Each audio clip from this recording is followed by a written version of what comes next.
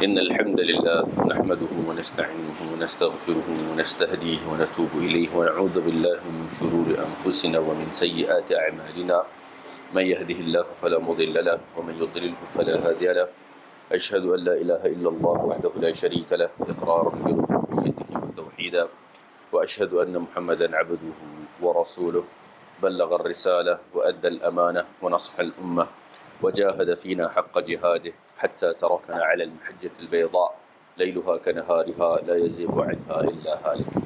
قال الله جل وعلا: يا أيها الذين آمنوا اتقوا الله حق تقاته ولا تموتن إلا وأنتم مسلمون. يا أيها الناس اعبدوا ربكم الذي خلقكم من نفس واحدة وخلق منها زوجها وبث منهما رجالا كثيرا ونساء واتقوا الله الذي تساءلون به والأرحام إن الله كان عليكم رقيبا. يا أيها الذين آمنوا اتقوا الله وقولوا قولا سديدا يصلح لكم أعمالكم ويغفر لكم ذنوبكم ومن يطع الله ورسوله فقد فاز فوزا عظيما. فإن أصدق الحديث كتاب الله خير الهدي هدي محمد صلى الله عليه وسلم شر الأمور محدثاتها كل محدثة في الدين ضلالة وكل ضلالة في النار والعياذ بالله. أما بعد، أمسينا على فطرة الإسلام وعلى كلمة الإخلاص وعلى دين نبينا محمد صلى الله عليه وسلم وعلى ملة أبينا إبراهيم حنيفا مسلما وما كان من المشركين. رب اشرح لي صدري ويسر لي أمري واحلل عقدة من لساني يفقهوا قولي. اللهم لا سهل إلا ما جعلته سهلا وأنت تجعل الحزن إذا شئت سهلا. ربنا زدنا علما وارزقنا فهما. اللهم إنا نسألك علما نافعا ورزقا طيبا وعملا متقبلا. اللهم أرنا الحق حقا وارزقنا اتباعه وأرنا الباطل باطلا وارزقنا اجتنابه. اللهم لا علم لنا إلا ما علمتنا إنك أنت العليم الحكيم. اللهم انفعنا بما علمتنا وعلمنا ما ينفعنا وزدنا علما. حياكم الله يا جماعة، كيف حالكم؟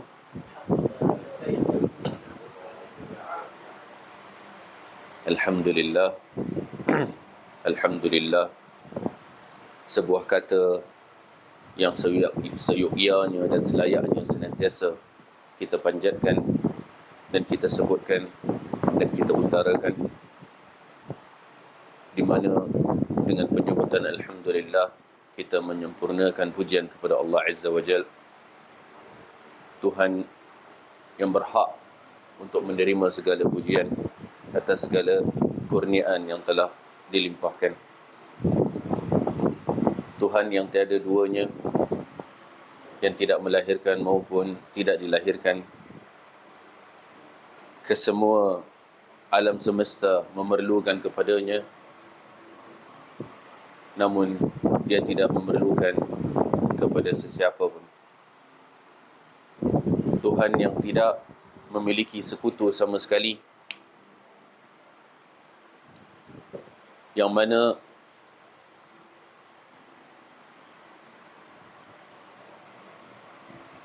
tidak diperselisihkan lagi kewujudannya, dikarenakan telah diberikan kepada kita tanda-tanda,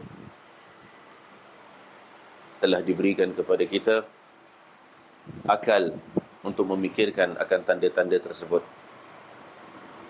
Dengan penciptaan gunung yang begitu agung, dengan didirikannya langit yang begitu tinggi, dengan dihamparkannya bumi yang begitu luas, disiapkannya lautan yang begitu dalam, tidak ada satu pun di antara makhluk, atau tidak ada satu pun di antara yang hadir, yang ada, klaim bahawasanya dia yang telah menciptakan. Tidak ada. Walaupun Tuhan-Tuhan yang disembah secara salah, Tuhan-Tuhan tersebut tidak pernah pun mengklaim bahawasanya dia telah menciptakan itu dan ini. Namun hanya Allah sahajalah satu-satunya yang telah membuat klaim tersebut dan membuktikan klaim tersebut. Di mana bagi seorang mukmin setiap harinya kita terus berusaha sebaik mungkin untuk memperkuatkan keimanan kita kepada Allah Azza wa Jalla. Jangan sampai ianya tergoyahkan, tergugat, baik dengan bisikan syaitan maupun dengan hawa nafsu. Sama-sama kita terus untuk memperbaiki diri kita demi untuk menjadi hamba Allah Azza wa Jalla yang bertakwa, kerana masa kita di dunia ini terhad. Lain halnya kalau kita hidup selama-lamanya. Lain halnya jikalau kita hidup selama-lamanya. Namun akal yang cerdas, mata yang peka dan hati yang celik telah menyaksikan bagaimana manusia meninggal dunia dan pergi satu persatu. Berapa ramai jenazahkah yang perlu untuk kita usung lagi untuk meneguhkan hati kita, menetapkan keimanan kita bahawasanya kematian itu adalah hak. Berapa jenazah lagi? Atau tunggu nanti bila jenazah kita yang diusung baru kita nak mempercayai bahawasanya kematian itu adalah benar?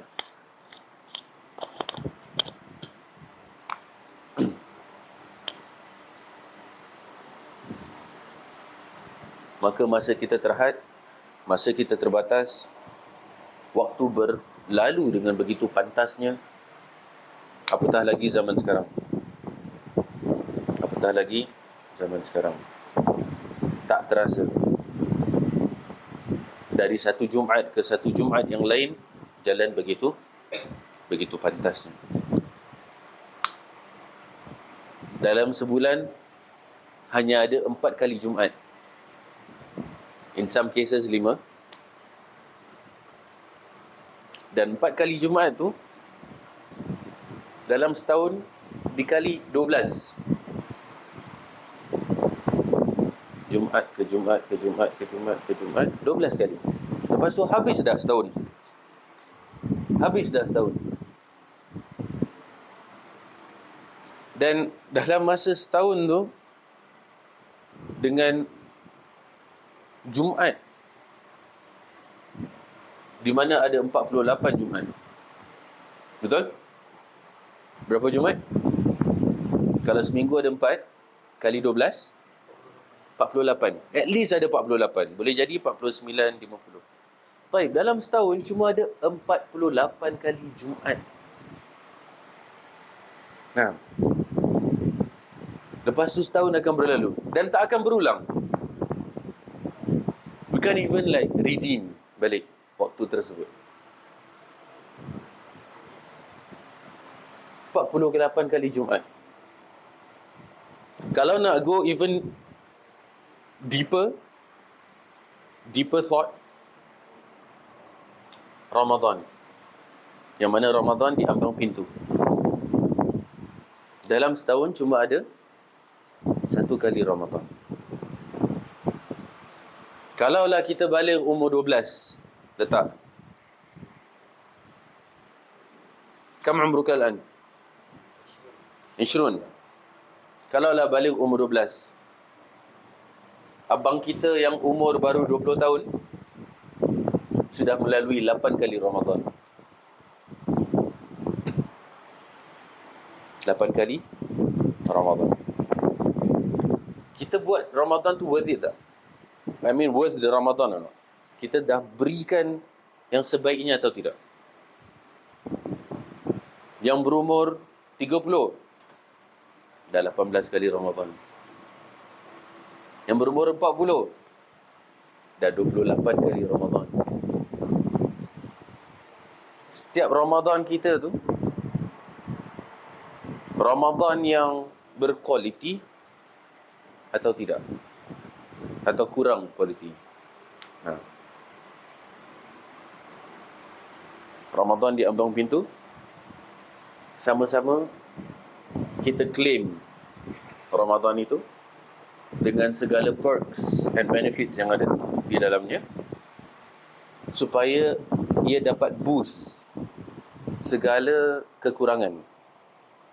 Dia dapat tutupkan segala kecacatan dan lubang-lubang yang ada dalam amalan kita. Itulah gunanya perkara-perkara yang sunnah. Secara umumnya, amalan-amalan yang sunnah, kalau kita dah beribadah yang wajib, kemudian kita berfikir, kenapa nak pergi buat yang sunnah pula? Qabliyah ke Ba'diyah ke, 2 rakaat sebelum solat, 2 rakaat selepas, tahiyatul masjid ke, entah duha ke, entah 2 rakaat lepas ambil wuduk ke, dan apa-apa sahaja bentuk yang sunnah, kita merasakan kenapalah nak kena buat. Nah, yang wajib je terkial-kial misalnya. Karena yang wajib tu terkial-kial lah, at least kita coverkan dengan sunnah. Karena wajib yang kita buat, apakah telah sempurna? Apakah setiap yang wajib tu kita buat tepat waktunya? Apakah dalam setiap yang wajib itu penuh keikhlasan 100% untuk Allah? Apakah setiap wajib yang kita buat itu penuh dengan kekhusyuan? Tak ada sekali pun kita fikir tentang duniawi misalnya dalam solat kita. Tak ada sekali pun kita fikir tentang duniawi dalam puasa kita. Lagi mustahil.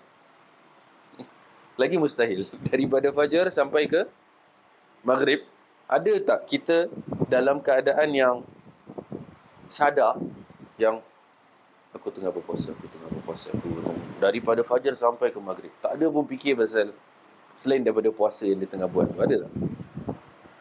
No. Solat yang berapa minit tu je susah nak maintain, apalagi puasa. Sebab tu ada kaedah dalam qaid fiqhiyah yang menyatakan kehadiran niat di dalam satu ibadah diperlukan pada jumlatan. Jumlatan iaitu secara majority of the ibadah dan bukan throughout the whole ibadah.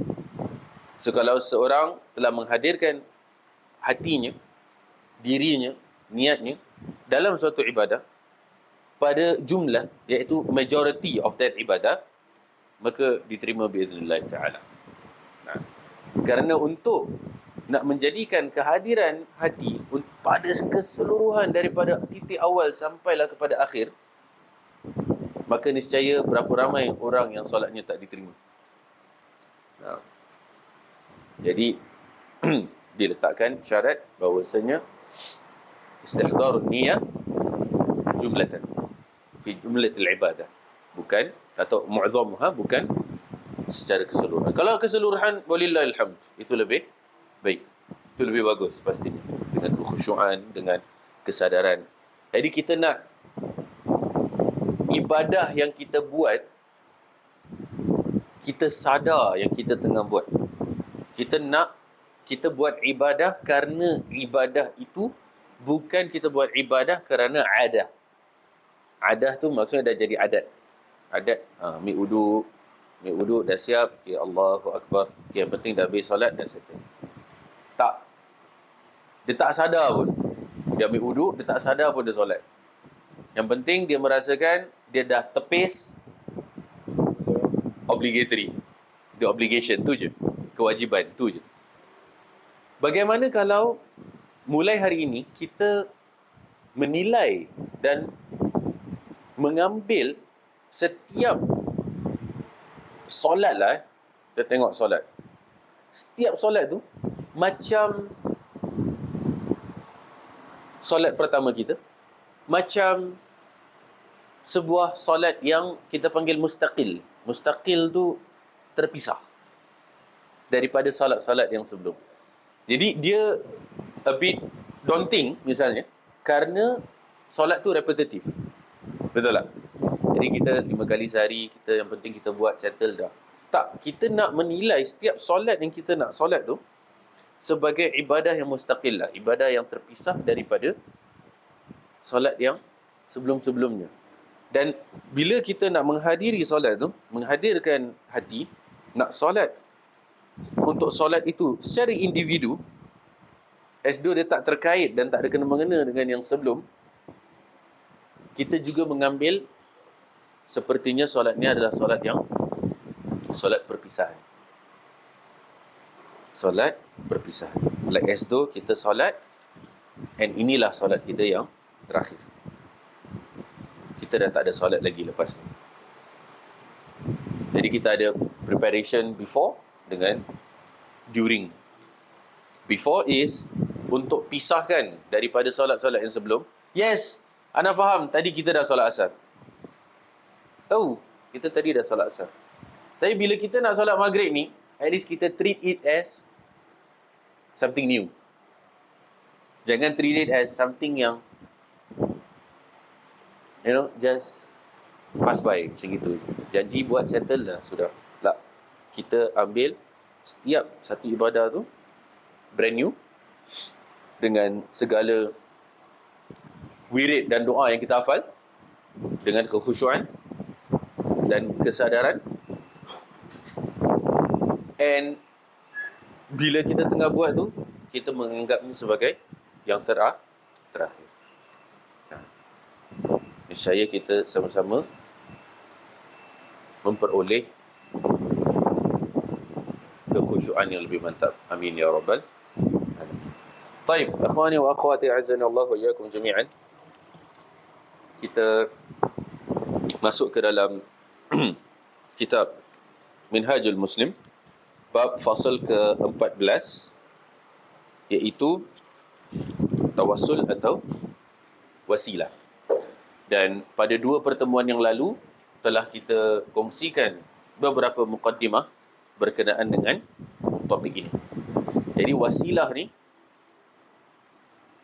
ada biasa dengar tak kalimat wasilah? Wasilah. Tawassul, ada wasilah. Siapa tahu wasilah selain daripada yang kita dah bahas 2 pertemuan yang lalu, ada apa lagi kalimat wasilah yang kita pernah dengar?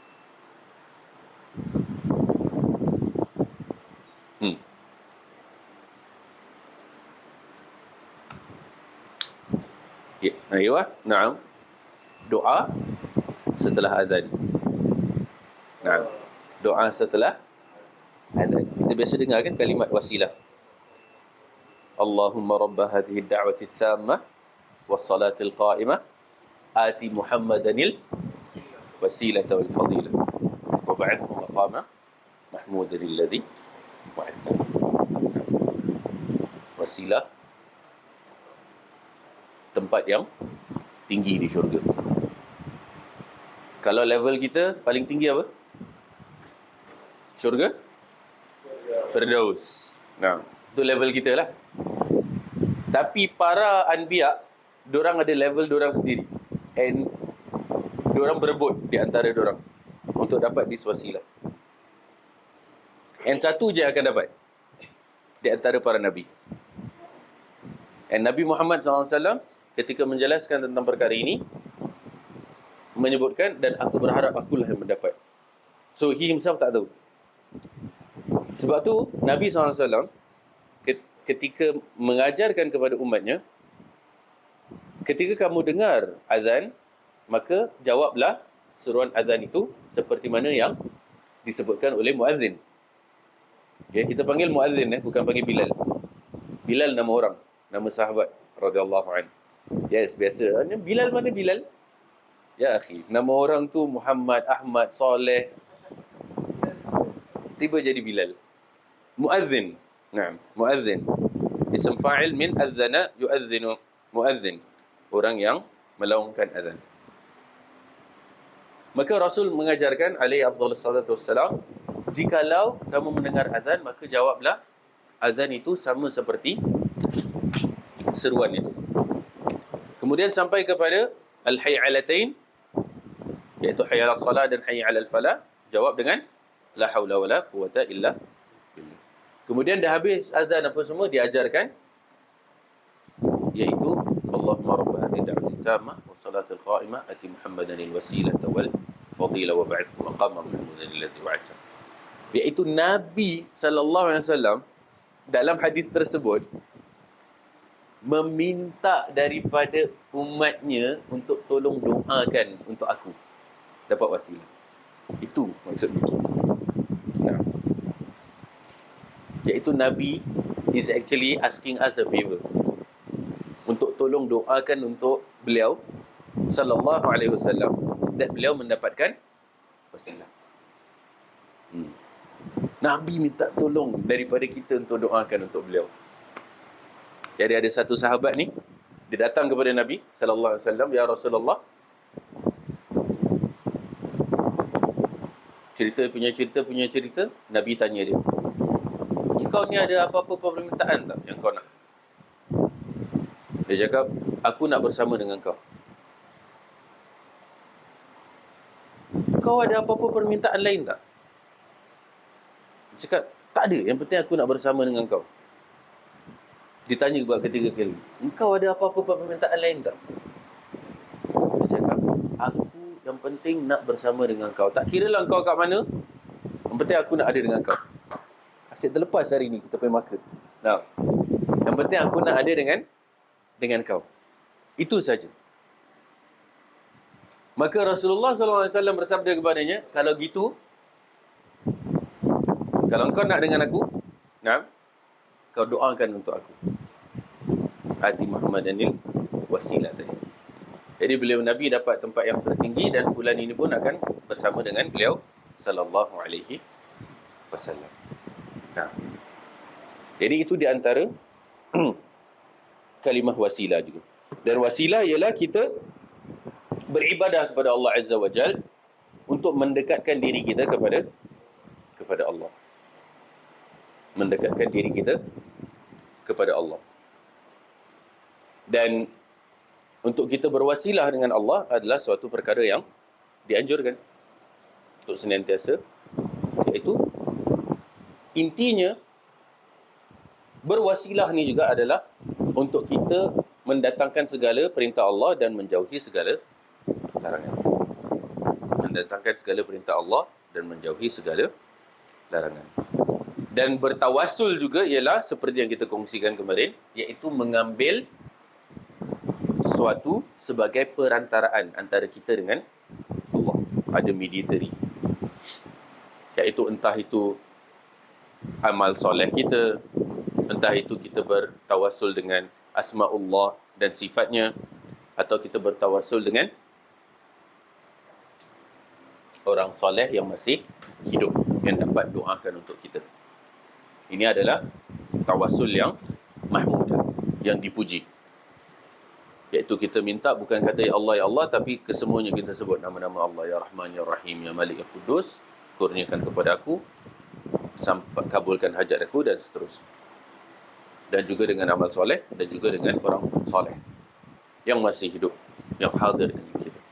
Itu adalah kita untuk kita bertawassul dengan mereka. Qala al-muallif Syekh Abu Bakar Al-Jazairi rahimahullahu taala, fasal ke-14, tawassul atau wasilah. Seorang Muslim beriman bahawa Allah menyukai amal yang paling benar dan perbuatan yang paling baik, serta mencintai para hamba-Nya yang soleh. Iaitu menyukai amal yang paling benar ialah yang paling tepat mengikuti Quran dan Sunnah. Iaitu amalan-amalan yang masyru'. Masyru' ialah yang disyariatkan. Bukan untuk beramal dengan amalan yang tidak disyariatkan. Kita beramal dengan apa yang Allah nak, apa yang Allah suka, bukan yang Allah tak nak dan yang Allah tak suka. Boleh ke Allah tak nak misalnya? Dan kita beramal, kita macam, kalau bendanya adalah apa yang Allah dan Rasul suruh, itu pasti apalah yang Allah nak. Betul tak? Tapi kalau kita beramal dengan yang Allah dan Rasul tak suruh,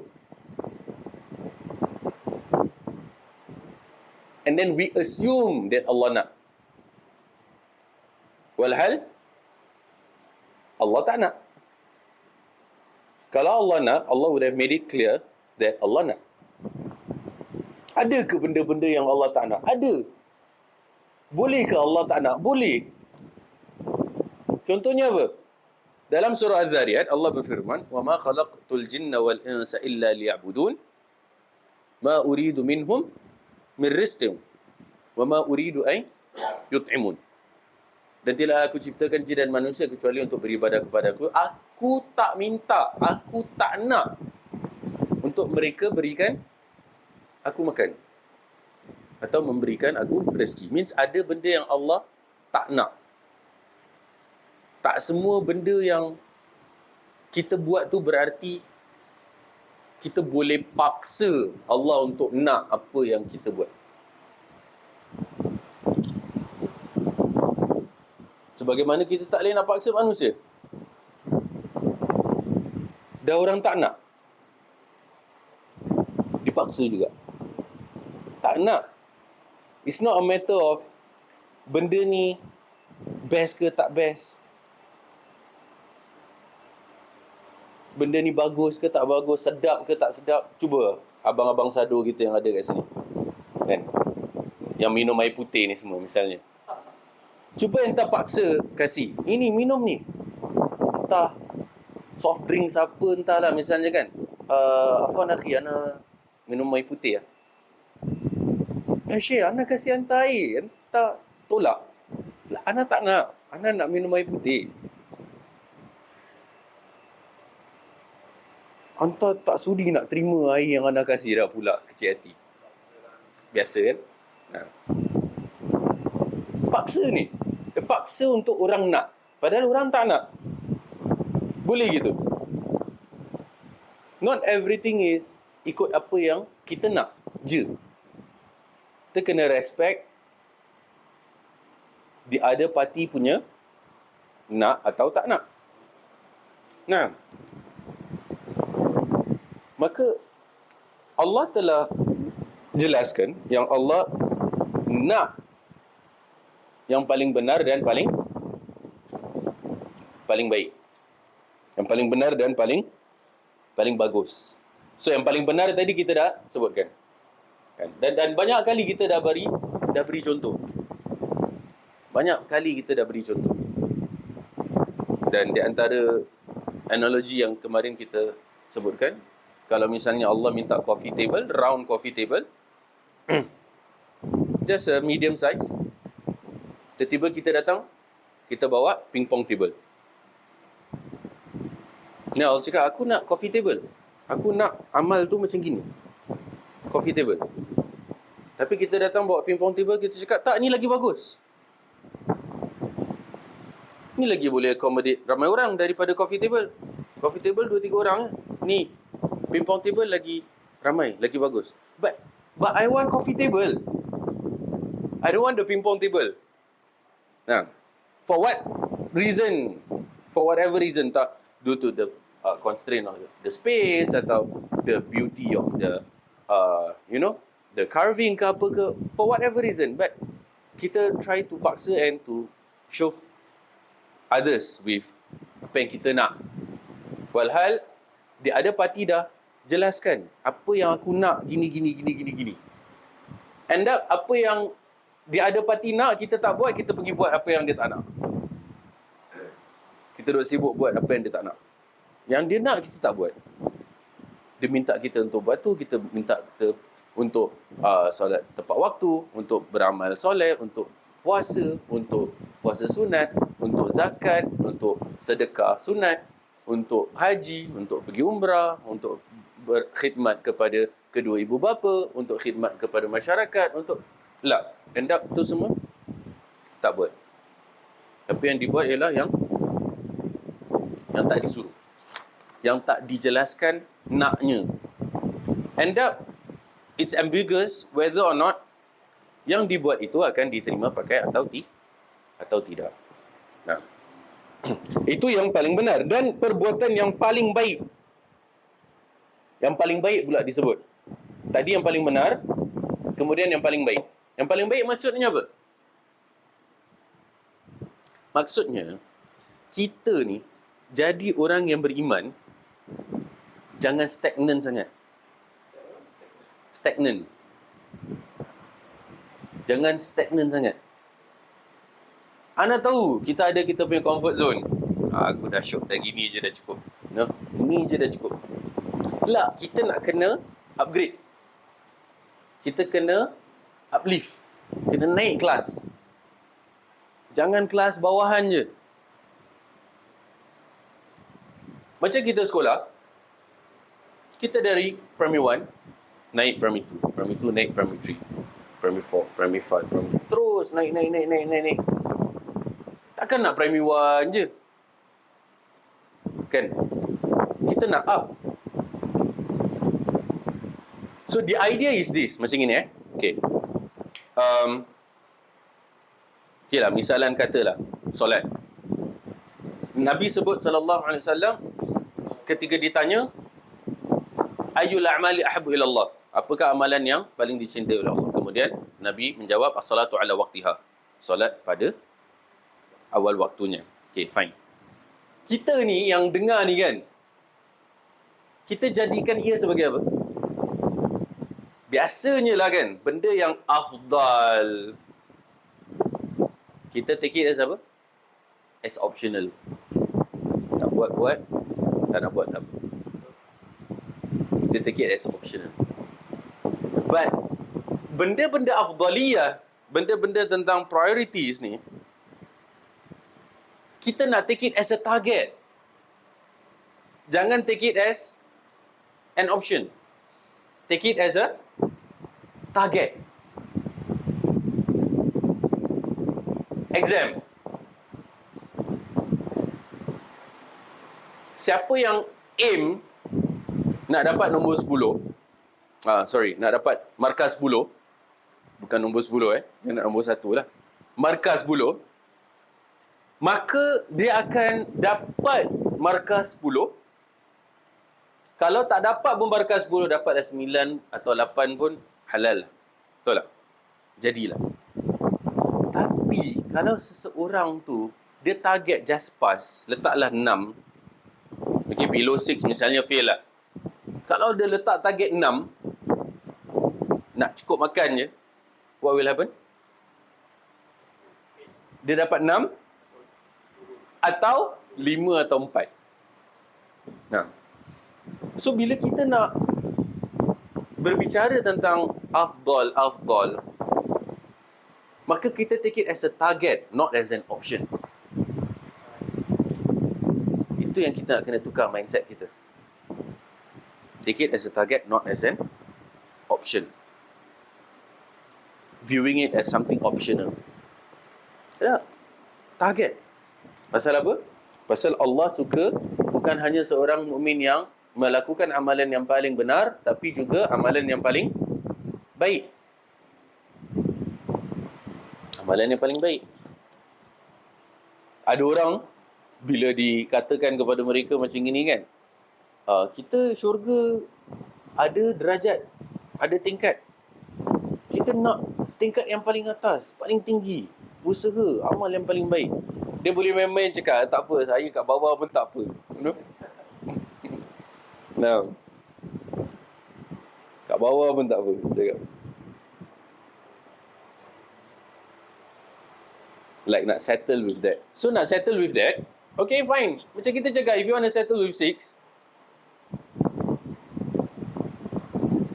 boleh jadi kita dapat apa?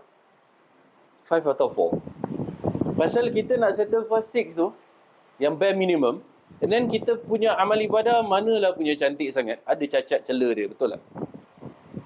Tiba-tiba nak dapat yang paling bawah, at last ke bawah lagi sikit, -1. Nak apa? Oh, kalau rumah HDB pun nak upgrade, tapi jannah tak nak upgrade. Padahal rumah jannah lagi best daripada rumah HDB lah. Nah, rumah HDB nak upgrade. Dekat jannah, rumah kat jannah tak nak upgrade. Tak. Maka kita tingkatkan kebenaran amalan kita dan kebaikan amalan kita. Bukan kebenaran saja, tapi kebaikan. Jadikan benda-benda yang afdal sebagai target, bukan sebagai option. Allah menyuruh para hambanya untuk bertaqarrub kepadanya. Bertaqarrub daripada kalimat qarib, iaitu mendekatkan diri. Itu bertaqarrub daripada kalimat qarib. Meminta pertolongan serta bertawasul kepadanya. Allah literally suruh tau untuk minta, untuk tawasul, untuk taqarrub. Manusia kalau kita minta, manusia tak suka. Tapi Allah, kita tak minta lagi Allah marah. Allah suruh minta, suruh dekat, suruh tawasul, suruh minta apa yang kau nak. Lagi kau tak minta, lagi Allah marah. Jadi ada kisah tentang seorang milioner di mana beliau diuji pada 6 bulan pertama, tiba-tiba bankrupt. Segala apa yang dia ada, hilang semua. Sampai kepada tahap apa? Dia mengemis. Entah silap kat mana, wallahu alam, yang penting hilang semua. Kemudian dalam mana dia mengemis tu, dia ada dia punya jemaah dia lah, pengemis yang lain juga kan. So dia pun singgah satu masjid, solat. Tiba-tiba kejap lagi dia punya jemaah pengemis, kawan-kawan yang lain tu dapat hadiah. Dia pun datang, dapat hadiah ni dari mana? Aku pun nak minta juga. Cakap tu orang yang kat depan tu, yang dekat soft pertama tu, dia yang kasih-kasih. Maka dia pun pergi menuju ke soft pertama, dia pun nak minta lah hadiah tu. Dia ingat orang ni, orang kaya ni mana punya power lah kan. Sekali dia nak dekat dia kan, rupanya orang yang dekat, orang kaya yang kat soft pertama tu tengah merengek. Ya Allah, kasih aku ya Allah, berkati ya Allah. Terus terlintas dekat dalam hati dia, Siddiq ni je minta merengek-rengek dengan Allah. Buat apa aku nak pergi minta dia? Baik aku terus minta kat Allah. Nah, rupanya apa yang dia miss out was, dia tak taqarrub dengan Allah. Dia tak dekat dengan Allah. Agak jauh dengan Allah. Macam kita, berapa hari kadang tak baca Quran. Baca ala kadar lah, yang time solat tu je lah. Kul balik, kul pergi, kul balik, kul pergi, kul balik. Kadang tukar sikit Kautsar, inna a'tainakal kautsar. Kalau tak, kul huwallahu ahad. Tu yang paling favorite. Ada orang rakaat pertama kul huwallahu ahad, imam kul huwallahu ahad. Rakaat kedua kul huwallahu ahad lagi. Pasal dah terlalu biasa, sampai makmum tegur, ya imam agak-agak lah sikit. Kul huwallah tu memanglah betul, tapi takkan dua-dua rakaat kul huwallah. Cakap agak-agak lah sikit. Nah, rakaat pertama, rakaat kedua, dua-dua kul huwallah. So macam kita berapa hari tak baca Quran misalnya kan, na'udzubillah min zalik. Maka akhirnya dia taqarrub kepada Allah. Kemudian dalam masa 6 bulan yang setelah itu, dia kembali kepada kekayaan dia yang sebelumnya. Bahkan lebih lagi. Dilipat kali gandakan lagi bahkan. Kerana dia mendekatkan diri dia kepada Allah. Rupanya itu yang missing. The barakah dalam benda tu. Okay, kita azan dulu. Bismillah. Alhamdulillah, salatu wassalamu ala Rasulillah wa ba'd.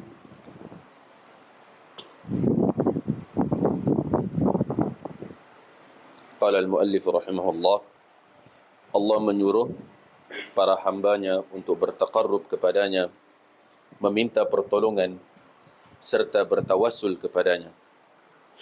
Oleh kerana itu, seorang muslim akan selalu bertaqarrub kepada Allah dan bertawassul kepadanya dengan amal-amal soleh dan ucapan-ucapan yang baik. Dia juga akan memohon dan bertawassul kepada Allah dengan asma'ul husna dan sifat-sifatnya yang luhur. Juga dengan cara beriman kepada Allah dan Rasulnya, mencintainya, mencintai Rasulnya, mencintai para hamba yang saleh dan seluruh kaum mukminin. Dia juga bertaqarrub kepada Allah dengan mengerjakan solat fardu, zakat, puasa, haji, amalan sunnah, meninggalkan perkara-perkara yang diharamkan dan menjauhkan diri daripada amalan yang dilarang Allah. Kita dapati di sini Syekh Abu Bakar memberikan kita sebuah list of perkara-perkara yang kita bertaqarrub dan kita bertawassul melaluinya. Iaitu seperti yang kita sebutkan kemarin. Iaitu dengan asma'ullah dan sifat-sifatnya, dengan amalan-amalan soleh, dan juga melalui orang soleh. Dia tidak meminta kepada Allah dengan perantara kedudukan atau amalan daripada salah satu makhluknya. Kerana kedudukan orang yang memiliki kedudukan dan amalan tersebut bukan diperoleh kerana usahanya sendiri, tetapi merupakan rezeki dari Allah. Sehingga dia tidak meminta kepada Allah dengannya, iaitu melalui jah atau melalui amalan orang lain. Tidak juga menjadikannya sebagai wasilah kepada Allah.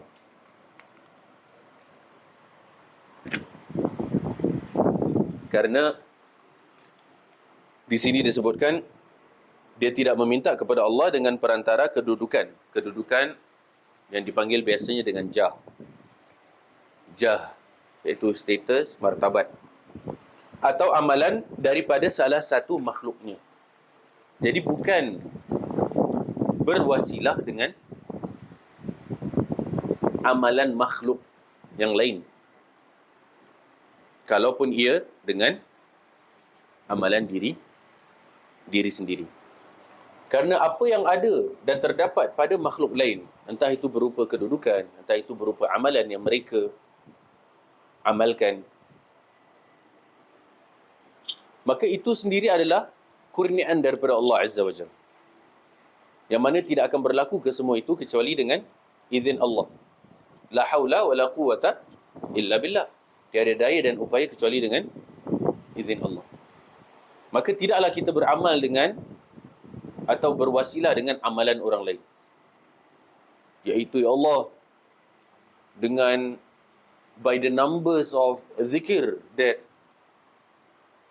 Syekh Fulan ibn Fulan telah lakukan, aku minta kepadamu, ya Allah, melalui zikir tersebut. La, hatta zikir yang disebutkan oleh Syekh Fulan bin Fulan itu adalah kurniaan dari Allah. Allah yang kurniakan kepada dia untuk dia dapat melakukan. Dan siapalah kita untuk meminta kepada Allah melalui amal ibadah orang lain. Kalaupun kita minta melalui amal ibadah kita sendiri.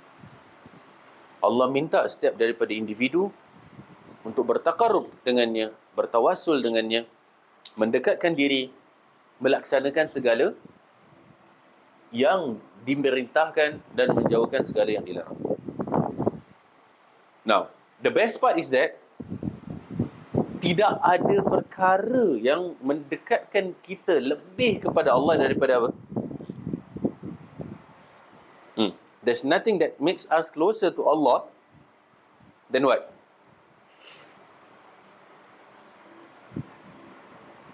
Kita jangan ingat benda tu, benda ni, benda lah. Tak payah fikir jauh. Tak ada yang lebih besar, tak ada yang lebih bagus untuk memperdekatkan diri kita kepada Allah mimma aftaradallahu alaina, berbanding dengan apa yang telah Allah wajibkan ke atas diri kita. Amal-amal yang wajib. Maksudnya, solat 5 waktu kita, puasa kita, zakat kita, haji kita yang arkanul Islam, itu yang tak ada benda yang lebih mendekatkan daripada itu. Jadi kalau kita masuk bab solat, kita dengar, solat tahajud afdal, sepertiga malam terakhir, fadilat besar, gitu gini semua. Masih kalah dengan salat fajr, salat zuhur, salat asar, salat maghrib, salat isyak. Apalagi bila mana kita datangkan semua amalan wajib kita itu dengan sempurna. It doesn't get any better than that. Iaitu, yang pertama, paling asas dan paling utama, kita menyempurnakan amal ibadah kita yang wajib. Betul? Bukan main-main. Itu yang paling afdal. Bahkan disebutkan oleh Nabi SAW. Tak ada benda yang mendekatkan, tak ada yang Allah lebih suka daripada kita menyempurnakan yang wajib. Itu yang paling bagus. Kalau kita dah sempurnakan wajib, maka yang sunnah ahlan wa sahlan. Maka janganlah kita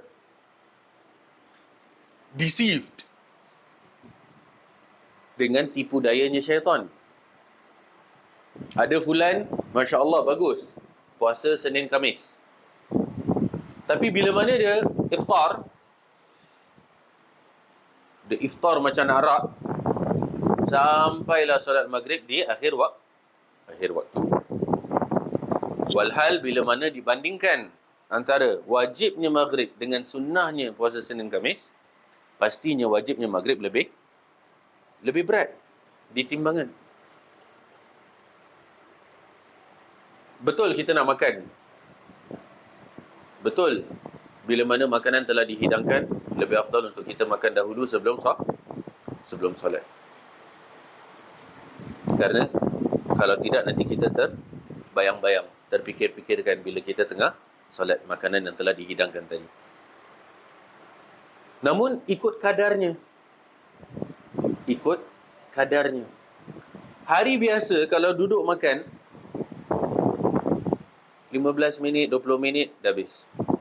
Tapi tak tahu kenapalah kalau puasa sunat, duduk makan tu macam lama. Sampai 45 minit, 50 minit, dia macam betul punya menyantap. So duduk, relax, sambil ambil lewa. Sampai dah pukul 8 lebih gitu. Isyak pun pula sekarang 8.20, 8.30 sekarang. Lepas tu one shot sekali lah maghrib dengan isyak. Nah, satu kali ambil wuduk. Walhal yang dia sedang puasa tu, puasa sunnah. Tapi Masya Allah, bila Ramadan, bagus pula. Makan lagi cepat ni.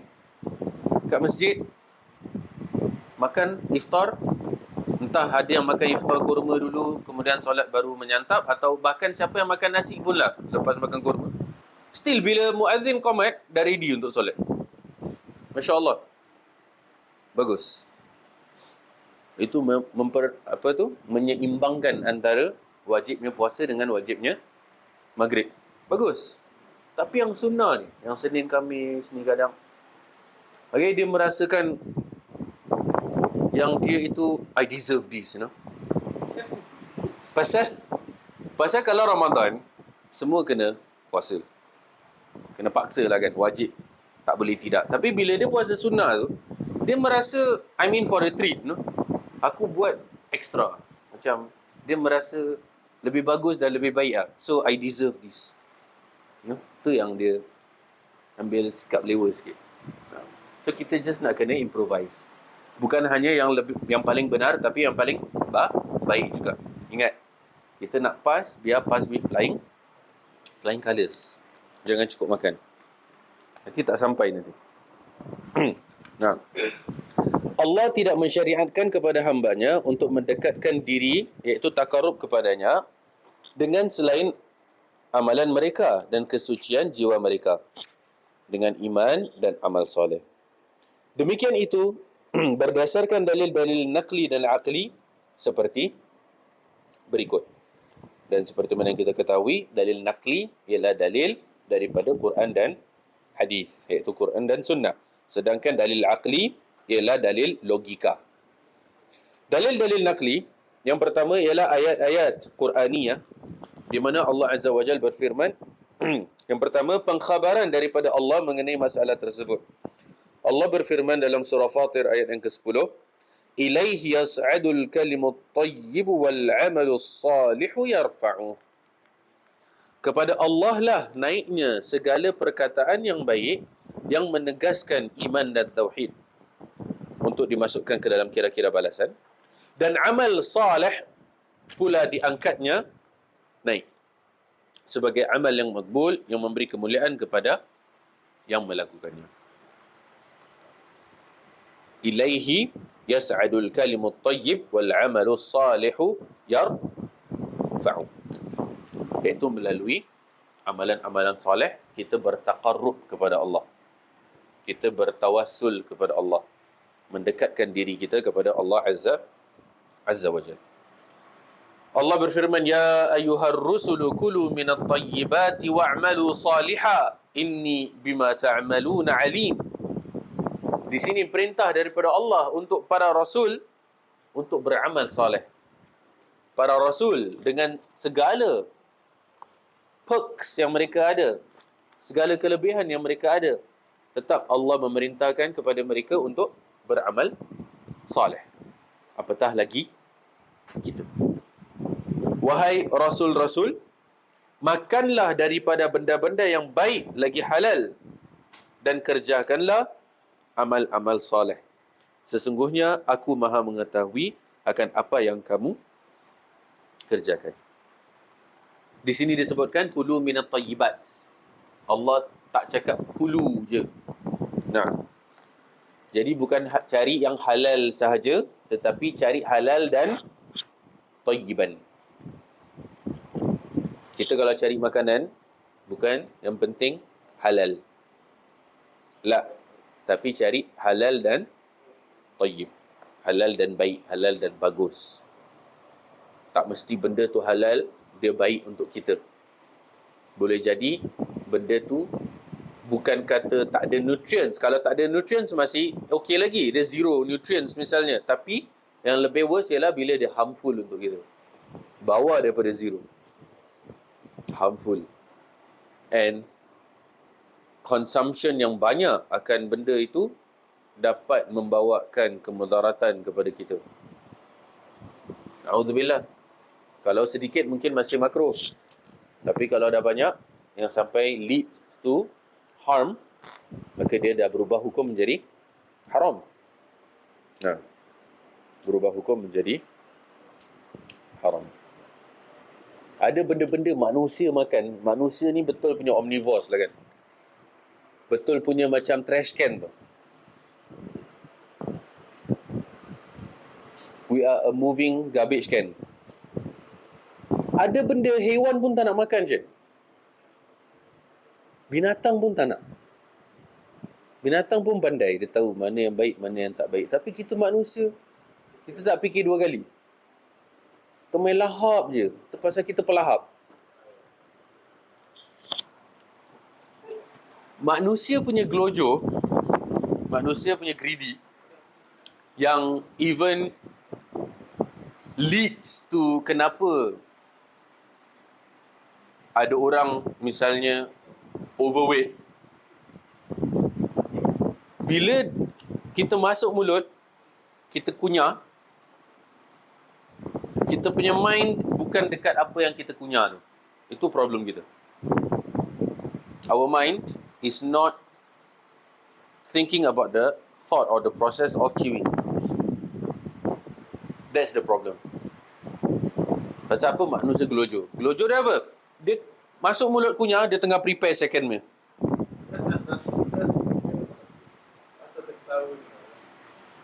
Dia tengah fokus untuk entah nak kopi udang, entah nak potong daging, entah nak cubit ayam. Dia tengah fokus kat situ. Nak selit sambal belacan dengan petai, dengan ulam semua. Ni dah ready ni. Lepas tu yang kat mulut belum habis kunyah, dia dah masuk lagi. Dia sumbat lagi.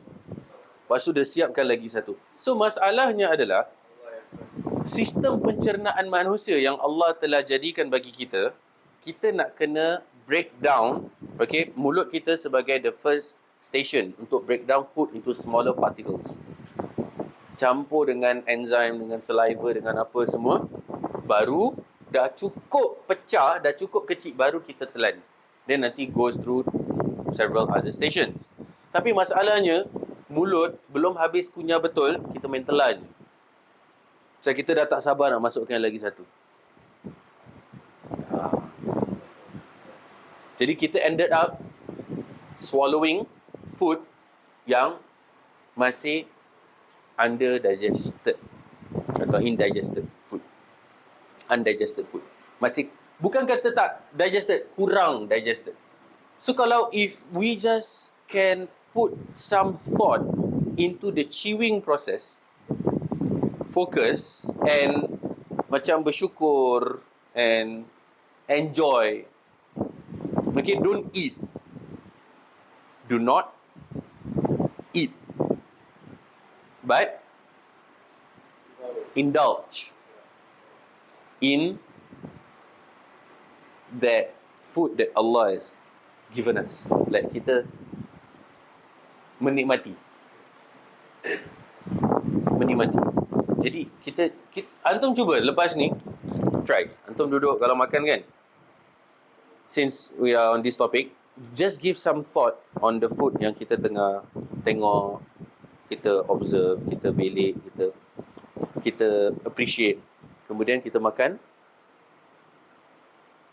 Just give some thought, put some thought into the chewing. And then break it into really small particles sampai kepada dah layak untuk ditelan, baru anak-anak, bottom line is that anak-anak kita sadar yang kita tengah telan makanan tu. Antum kena try.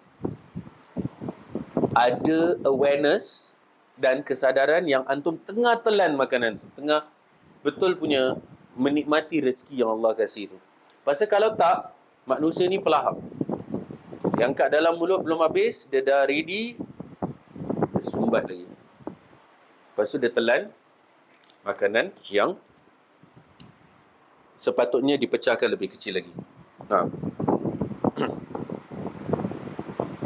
Makanlah daripada benda-benda yang baik lagi halal dan kerjakanlah amal-amal soleh. Sesungguhnya aku maha mengetahui akan apa yang kamu kerjakan. Kemudian Allah juga berfirman, wa adkhalnahu fi rahmatina innahu minas salihin. Dan kami masukkan Nabi Lut dalam kumpulan mereka yang dilimpahi rahmat kami. Sesungguhnya dia daripada kalangan orang-orang yang saleh. So, in the eye of Allah Azza wa Jal, kesalehan tu matters. Kesalehan tu matters. Walaupun ikut kamus kita macam tak apalah, nak chill je, relax je. No? Yang sekadarnya dah cukup. Dan bahkan lebih parah lagi, penyakit yang orang rasa bersalah untuk nak jadi baik. Dia macam kalau dia nak jadi baik tu, dia rasa macam bersalah untuk nak jadi baik. Dia macam sengaja untuk tak nak jadi baik. Walhal fitrahnya selalu mengajak dia untuk jadi baik. Tapi dia macam tak nak gitu. Dengan sengaja. Dengan kesadaran untuk tak nak. It matters to Allah. Kita baik ke tak baik? Kita baik dengan Allah, baik dengan makhluk-makhluk Allah. It matters to Allah. Ya ayyuhallazina amanu taqullaha wabtaghu ilaihil wasilah. Wahai orang-orang yang beriman, bertakwalah kepada Allah dan carilah yang boleh menyampaikan kepadanya dengan mematuhi perintahnya dan meninggalkan larangannya. Wabtaghu ilaihil wasilah, iaitu carilah perkara-perkara yang dapat menyampaikan kita kepada dekat kepada Allah. Dan caranya adalah dengan mendatangkan segala yang diperintahkan dan menjauhi segala yang dilarang. It's not overnight, anda tahu, and we all have our struggles. We all have our struggles. We are guilty of our own actions and our own self. We all have our struggles. There's ups and downs. Ada hari kita tergelincir, kita terpleset, orang Indonesia kata. Jangan pantang mundur, jangan pantang untuk surrender, tapi terus bangkit, bangun, and perbaiki. Bila jatuh, bangun lagi. Bila jatuh, bangun lagi. And follow up bad deeds with good deeds. Kita tahu kita baru buat salah ni. Kita tahu, jelas-jelas tahu. Tak payah nak bidik diri sendirilah istilahnya. Jelas-jelas tahu. Ya Allah, kau pun tahu. You know? Aku baru buat kesilapan itu dan ini. Islam recognize yang kita buat salah silap. Sebab tu Nabi ajarkan wa atbi'is sayyi'atal hasanata tamhuha, and follow up a bad deed with a good deed that erases it. Nah, kita tahu dan kita sadar. And then dah tahu buat salah kan? Okey, pergilah beramal. Tak mungkin kalau ada tabung ke, ada orang susah ke, akhi, atau masjid ke, kan? Like, ya Allah, this is for that, no? This is for, sendiri tahulah, tak payah cerita orang pun. This is for yang tadi tu. Afwan. Nah. Sendiri cover up lah. Dia yang lebih parah bila dah lah buat silap, buat salah, kemudian buat bodoh. Nah, macam tak nak tahu gitu. Apa orang main-main nak cakap? Ada yang anda pernah terdengar. Dia cakap bila ditanya nanti, man rabbuka, cakap pukul mana suka. Dia buat main. Dia nak cakap dengan mungkar nakir, kononnya pukul mana suka, pukul lah. Pukul mana suka. Ni anda pernah terdengar. Kira macam dah alang-alang naughty tu, biar naughty terus. Macam gitu lah maksudnya. Dah sudah, aku ni pun dah teruk macam ni kan. Might as well. Janganlah. Sebab tu Allah mengajarkan kepada kita ada khauf dan raja, ada takut dan juga ada harapan.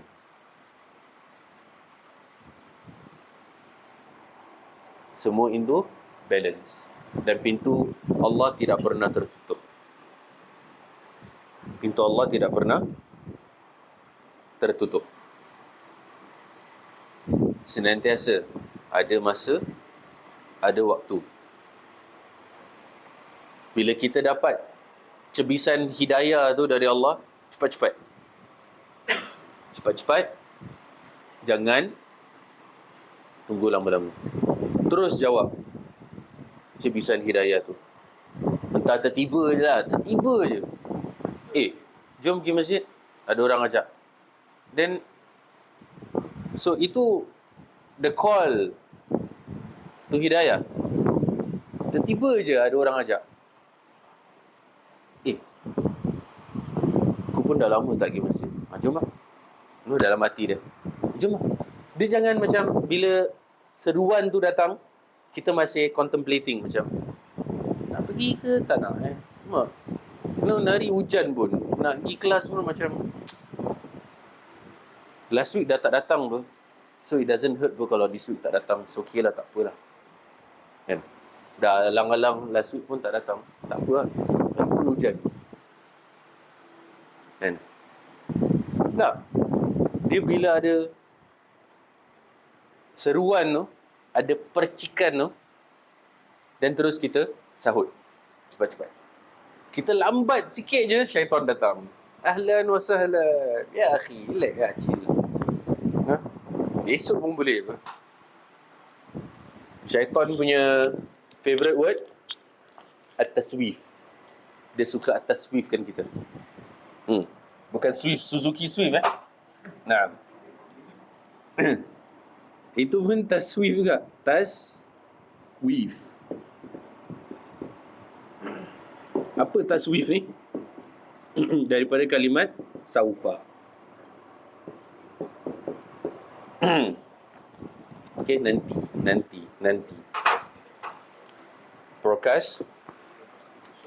Procrastination. Nah.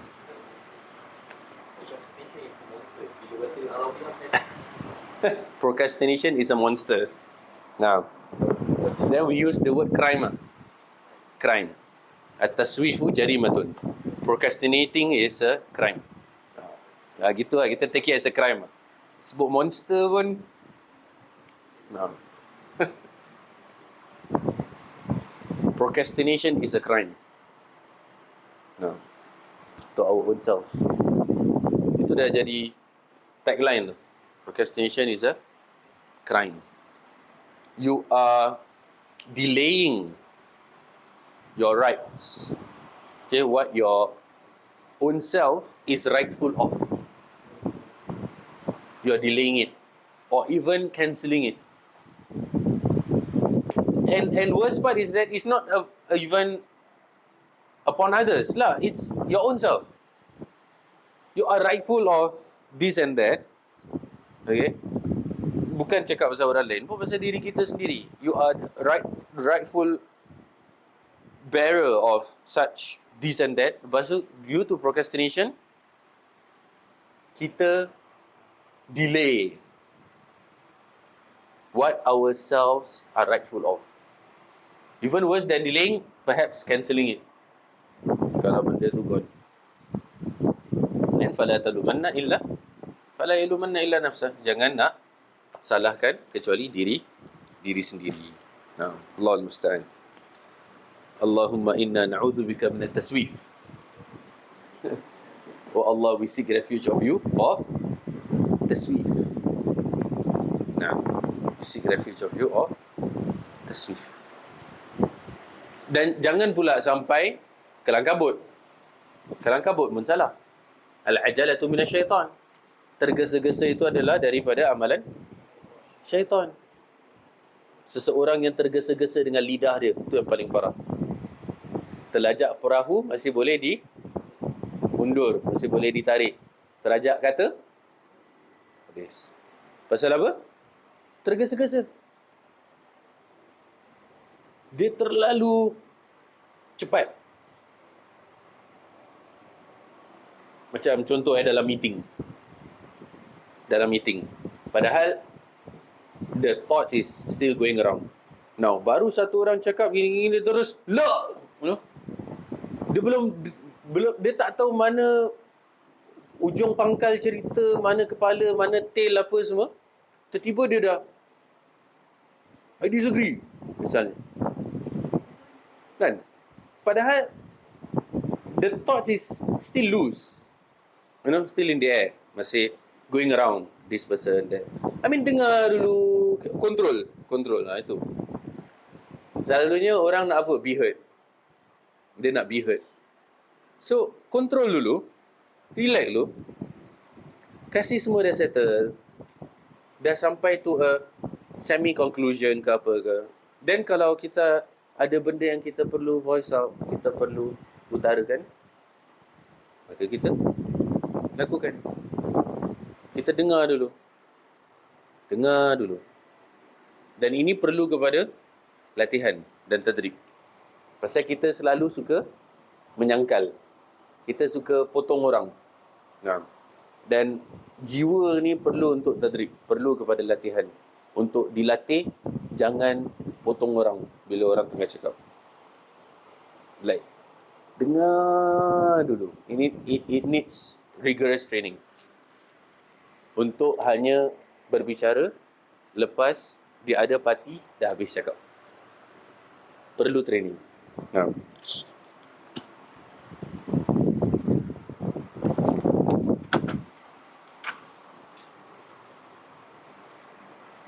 Ini adalah halaman pertama daripada ayat-ayat yang bercerita tentang at-tawassul dan al-wasilah. Masih ada beberapa ayat lagi yang nanti akan sama-sama kita kupaskan pada pertemuan yang akan datang biidznillah taala. Kemudian setelah habis daripada ayat-ayat ini, kita nanti akan memasuki hadis-hadis. And the hadis are very interesting in this bab. Okay, hadis-hadisnya very interesting. Innallaha tayyibun la yaqbalu illa tayyiba. Ta'arraf ila Allah fi ar-rakha, ya'rifka fi shiddah. Kemarin kita banyak kali ulang hadis ni. Kemudian mana ni? Wa ma taqarraba ilayya 'abdi bi shay'in ahabbu ilayya mimma aftaradtuhu alayhi wa la yazalu 'abdi yataqarrabu ilayya bin nawafil hatta uhibbu. Masya-Allah, hadisnya, tidaklah hamba-Ku mendekatkan diri kepadaku dengan sesuatu yang lebih aku cintai daripada apa yang telah aku wajibkan atas dia. Means cerita pasal solat, zakat, puasa, haji tadi. Dan tidak henti-hentinya dia mendekatkan dirinya kepadaku dengan ibadah yang sunnah sehinggalah aku mencintainya. Masya-Allah. Nah. Okey. Kita fokus untuk pertingkatkan amal ibadah kita yang wajib. Jangan deceived by syaitan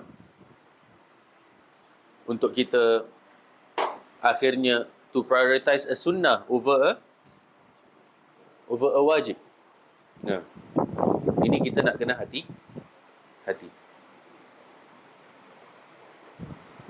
Aqulu qawli hadha wa astaghfirullah li wa lakum. Wa sallallahu wa sallam ala nabiyyina Muhammad wa ala alihi wa sahbihi wa sallam. Subhanakallahumma rabbana wa bihamdika asyhadu an la ilaha illa anta astaghfiruka wa atubu ilaik wa akhiru da'wana alhamdulillahi rabbil alamin wa billahi taufiq hidayah. Wassalamu alaikum warahmatullahi wabarakatuh.